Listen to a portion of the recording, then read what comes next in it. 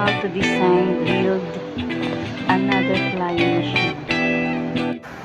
Mga paraan sa paggawa ng flying bird helicopter. Una, kailangan natin ng papel, gunting, lapis o ballpen. Sa unang paraan, tiklopin ang papel sa gitna.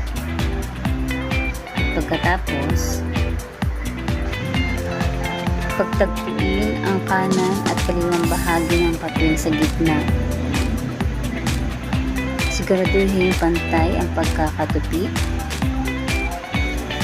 upang maging maganda ang resulta.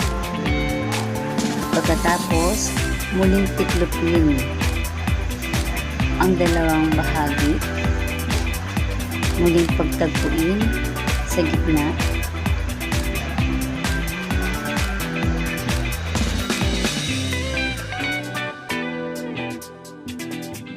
Ngayon naman, tupiin ang dalawang bahagi ng papel palabas.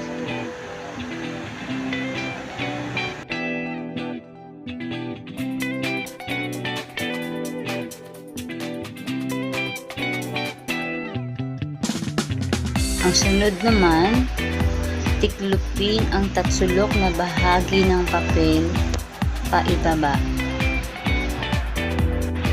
Siguraduhin pantay at lapat na lapat ang pagkakadikit nito.